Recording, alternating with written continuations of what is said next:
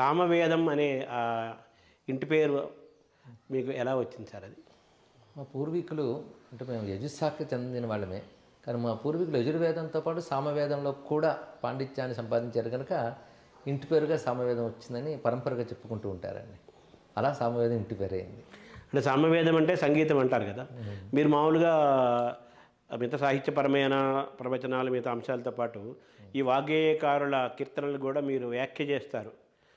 So మీకు ఆ సంగీతపరమైన వాతావరణం ఎలా మీకు అబ్బింది? అంటే సాధారణంగా సాహిత్యం పద్యం కానివ్వండి, గేయం కానివ్వండి, సంగీతం అంతర్లీనంగా ఉంటుంది ప్రధానంగా. అయితే నాకు పరమేశ్వరుని కీర్తించడం అనేది చాలా ప్రీతి. దానికి తోడు అన్నమయ్య, త్యాగయ్య ఇవి బాల్యం నుంచి వినడం, చదవడం అయిన తర్వాత అది ఆ దారిలో నాకు వెళ్ళాలి, నేను కీర్తనలు రచించడం, వారి కీర్తనలు అధ్యయనం చేయడం జరిగింది. అలా క్రమంగా ఆ సంకీర్తన వాంగ్మయంపై ప్రీతి పొంది నేను ఆ మార్గంలోనే ఉన్నాను. అంటే మీరు సాహిత్యం దానికి వ్యాఖ్య చేయగలుగుతారు, అవన్నీ మీరు అధ్యయనం చేశారు, ఉపాసన చేశారు. సంగీతం పరంగా మీరు ఏమి సాధన చేయలేదా? పాడాలనే ఆలోచన ఇప్పుడు? సంగీత పరంగా నేను ఎప్పుడు సాధన చేయలేదండి. అయితే పాడుకుంటాను కానీ పాడను. అదే నాకు నేను గానం చేసుకుంటేనే రాయగలను కదా, తాళం లయ జ్ఞానంతోనే గేయ రచన చేయడం జరుగుతుంది. తర్వాత అవన్నీ సంగీతకాలు స్వరపరుస్తుంటారు. ముఖ్యంగా నేను ఈ గేయ రచన అనే అభ్యాసం చేతనే సినిమా రంగంలో కూడా చాలా గేయాలు రచించాను. మీకు తెలిసి ఉంటుంది, సినిమా పాటలు రాశానని. ఆ విధంగా నాకు సంగీతాత్మక సాహిత్య రచన అలవడింది. సంగీతంపై ఒకానొక కొద్దిపాటి అవగాహన ఉంది, సంగీతం యొక్క సంస్కారం ఉంది తప్ప సంగీత పరిజ్ఞానం మాత్రం నాకు లేదు. అదే మీరు మొట్టమొదటిగా మిమ్మల్ని ఏ వాగ్గేయకారుడి కీర్తన మిమ్మల్ని ఆకర్షించింది? ప్రధానంగా త్యాగరాజ స్వామి వారు ఆదర్శం, వారి జీవిత విధానం, వారి ఆలోచన విధానం, ఇవి ప్రధానంగా వారి రచనలన్నీ కూడా బాల్యం నుంచి బాగా చదువుకోవడం, వినడం అలవాటు. తర్వాత అనమాచార్యులు వారు, ఆయన మహాసముద్రం. అటు తర్వాత నేను ముత్తుస్వామి దీక్షితుల వారి సాహిత్యాన్ని కూడా అధ్యయనం చేశానండి. మీరు చెప్పిన ప్రధాన త్యాగరాజ స్వామి వారు. అంటే ఏ కీర్తన మీరు మొట్టమొదటిగా చిన్నప్పుడు విన్న కీర్తనలు ఏమైనా గుర్తుంది? త్యాగరాజ స్వామి కీర్తన మొట్టమొదటి విన్నది ఏది అని చెప్పలేను, కానీ సాధారణ ఆయన కీర్తన అందరూ వింటున్నట్టే నగుమోము కనలేని, అదేవిధంగా శ్రీ గణపతిని సేవింపరారే ఇత్యాదు.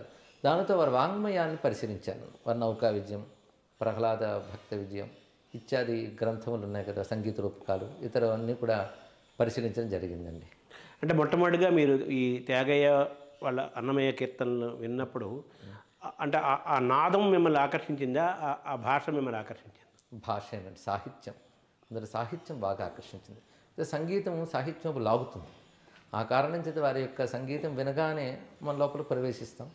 దానితో ఆ సాహిత్యం గట్టిగా పట్టుకుంది. అది మామూలు సాహిత్యం కాదు, ఇందులో సర్వశాస్త్రములు ఉన్నాయి, ఒకనొక వేదన, జీవుని వేదన ఉంది, ఒక ఆత్మ ఉన్నది అనిపించింది. విశ్వనాథుని కూడా మీరు విశ్వనాథ సారస్వతాన్ని ఉపాసించిన ఒక సాహిత్య స్ఫురణమూర్తిత్వం మీది. విశ్వనాథకు మీరు ఎప్పుడు కనెక్ట్ అయ్యారు? సాహిత్యం మీద ఉన్న ఆసక్తితో నేను కాలేజ్ డేస్లోనే ముందు ఆధునిక సాహిత్యం బాగా చదివాను నేను. అప్పుడు శ్రీశ్రీ గారు, బాలగంగాధర్ తిలక్, ఇంకా ఇతరత్ర వచ్చిన విప్లవ కవిత్వం ఇవన్నీ కూడా చదివాను. దేవులపల్లి కృష్ణశాస్త్రి గారి సాహిత్యం నాకు చాలా ప్రీతి. అది కూడా సంగీతాత్మకం కదా, వారు ఎక్కువ ప్రధానం గేయ రచయిత కదా, లయ ఉంటుంది. వారు అందులో తెలుగు పాట ఎంత అందంగా ఉండాలో ఆయన చూపించారు, ఆయన విశ్వరూపం చూపించారు తెలుగు పాటకి. అందుకే ఆయన సాహిత్యం చాలా ఇష్టం. ఈ ఆధునిక భావజాలంలో ఉన్న నాకు ఒక్కసారి విశ్వనాథ గారి గాలి తగలగానే మాత్రం ఒక విధంగా వైశ్వనాథుడు అయిపోయాను నేను, అంటే విశ్వనాథ భక్తుల్లాగా అయిపోయాను.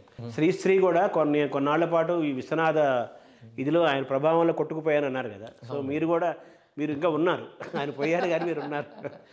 ఎప్పుడైనా ఒక గొప్ప మహాకవి కావాలంటే వెనకాల ఉన్న సంప్రదాయ సాహిత్యం యొక్క ప్రభావం రెండూ ఉంటాయండి. శ్రీశ్రీ గారికి అది ఉంది. అందుకోసం అలాగే విశ్వనాథ గారి యొక్క భావజాలం చాలా విశేషమైనటువంటిది.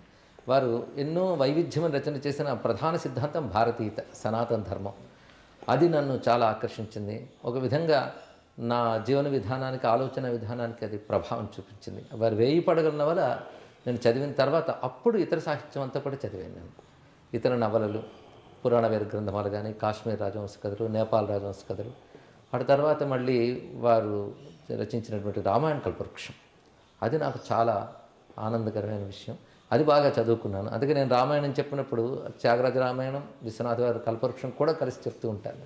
అంటే మీరు మామూలు త్యాగరాజ కృతికి వ్యాఖ్యానం చేసినప్పుడు కూడా విశ్వనాథ పద్యం వచ్చి కూర్చుంటుంది కదా మీ అవునండి. వ్యాఖ్యలో. అవునండి. సో తొలిగా మీకు విశ్వనాథ ఏ వయసులో మీకు పరిచయం అయ్యారు విశ్వనాథ సాహిత్యం? అది చెప్పాను, ఇంటర్మీడియట్ చదువుకుంటున్నప్పుడు 1000 పడగలు చదివానండి. ఉమ్.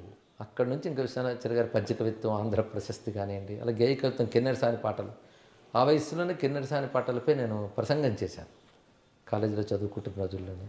అలా ఇంకా వారి ఖండకావ్యాలు ఇవన్నీ కూడా చదువుకున్నానండి అప్పుడు. ఒక అవధానం తప్ప ఆల్మోస్ట్ ఆయన అన్ని ప్రక్రియలు ఆయన స్పృశించి వాడు అంతు చూశారు కదా అవునండి. విశ్వనాథ. మీకు టోటల్గా ప్రక్రియలో ఏ ప్రక్రియకి ఎక్కువ మీరు కనెక్ట్ అయ్యారు ఆయన చేపట్టిన ప్రక్రియలు? ఆయన గురించి ఆ రోజునే చెప్తారు, ఆయన పట్టుకున్న ప్రతి ప్రక్రియని బంగారం చేశారని. అందుకని నవల కానీ, నాటకం కానీ, పద్యం కానీ ఏవి చేసినా అద్భుతంగా చేస్తారు. అసలు నాటకాలు చదువుతున్నా, నవలలు చదువుతుంటే మాత్రం అలాంటి జీనియస్ తెలుగు భాషలో ఉండడం, తెలుగు భాష చేసుకున్న అదృష్టం. కానీ గుర్తించని వాళ్ళు ఎక్కువ ఉన్నారు తెలుగువారు. కానీ అటువంటి నవలా రచయిత ప్రపంచ భాషా వాంగ్మయంలోనే ఆశ్చర్యకరమైన నవలా రచయిత. అద్భుతమైన కథాశిల్పం, అందులో అంతర్లీనంగా ధర్మాన్ని చెప్పడం, చరిత్రని, ఒక మహర్షి నవల రాసినట్టు ఉంటుంది. అలాంటి నవలు ఆయన రచించారు. అంటే ఋషివంటే నన్నయ్య రెండవ వాల్మీకి అన్న శబ్దము ఆయన నన్నయ్య గురించి అన్నట్లుగా విశ్వనాథకు కూడా అది వర్తిస్తుందా? వర్తిస్తుందండి. అసలు 10 మంది కవుల గురించి చెప్పారు కదా, ఋషివంటి నన్నయ్య రెండవ వాల్మీకి, తిక్కన్న శిల్పపు తెనుగుతోట, ఎర్రన్న సర్వమార్గేచ్ఛా విధాత్రుండు, పోతన్న తెలుగుల పుణ్యపేటి, ఇవన్నీ ఆయనలో ఉన్నాయి. లిస్ట్ ఇచ్చాడు శ్రీనాథుడు రసప్రసిద్ధ దారాదుని. అందులో ఎవరిలో ఏ సులక్షణం ఉందో పట్టుకున్నాడు ఆయన. ఆ లక్షణాలని తనవిగా చేసుకున్నాడు. అందుకని నన్నయ్య తిక్కన్నయ్య నన్ను ఆవేశించిరి అంటాడు ఆయన. అవును.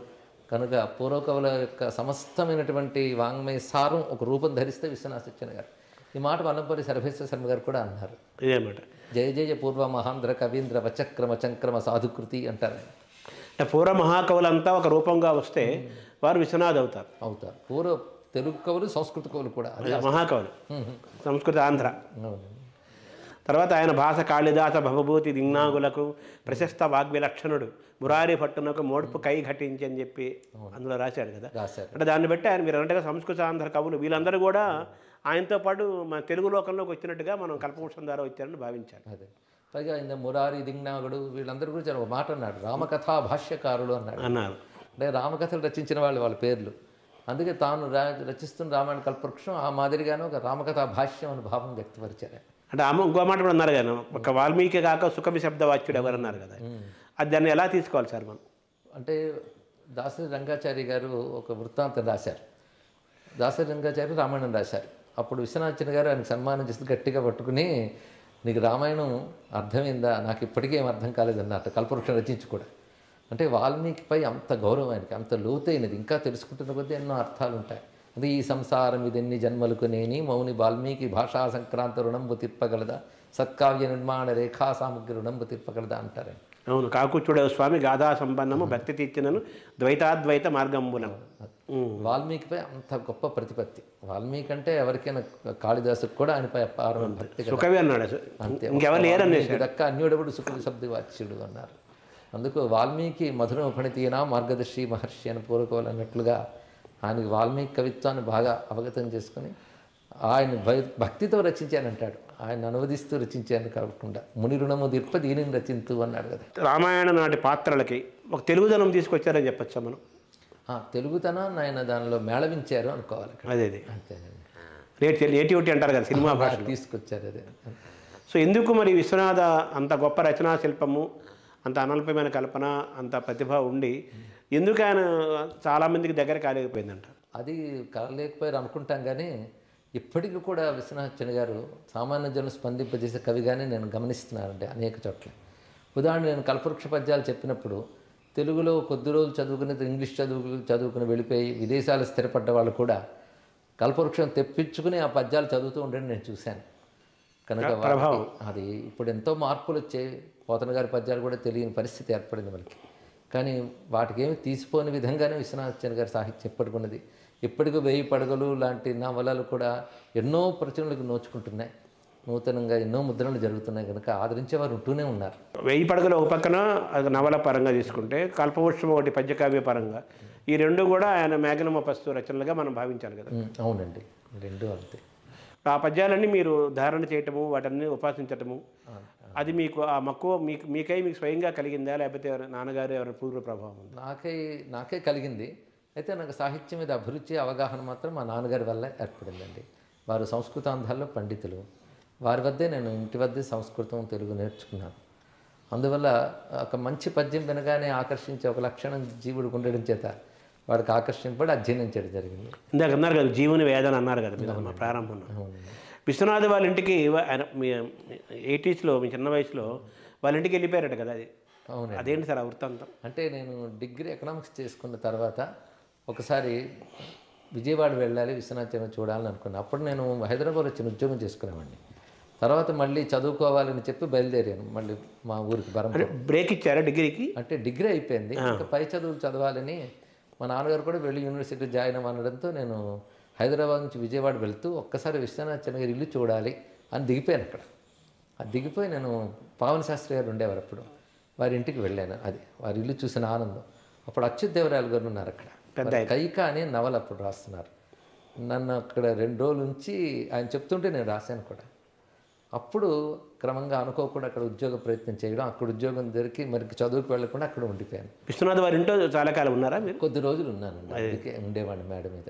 అంటే ఈ రచనలన్నీ కలిపి మిమ్మల్ని ప్రభావితం చేసినట్టుగా భావించాలా? అంతే అండి. విశ్వనాథ్ గారు అంటే ఒక గొప్ప అభిమానం.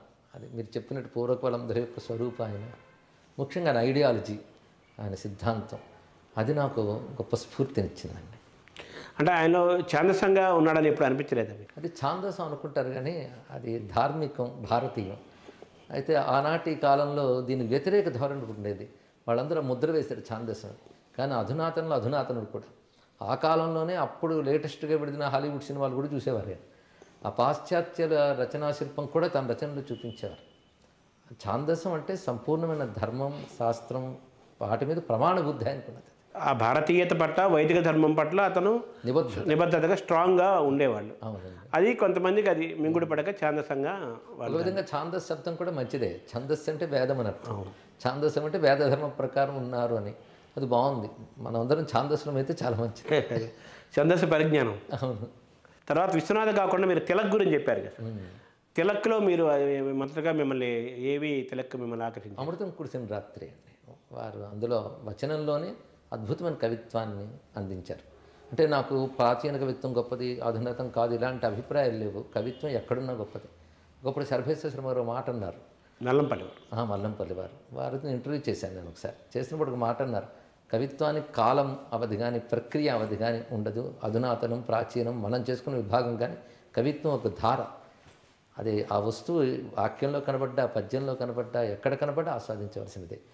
దాని సిద్ధాంతాలతో పనిలేదు, కాలానికి అతీతంగా ఉంటుంది. కాలానికి అతీతం. అందుకే అమృతం కురిసిన రాత్రిలో ఉన్నట్టు అభివ్యక్తి ఇవన్నీ చాలా, నా అక్షరాలు వెన్నెల్లో ఆడుకున్న ఆడపిల్లలు, ఇలాంటి మంచి మంచి అభివ్యక్తులు ఉన్నాయి. తర్వాత ఒక ఆర్ద్రమైనటువంటి హృదయం ఆయనది, అది అమృతం కురిసిన రాత్రిలో కనబడుతుంది.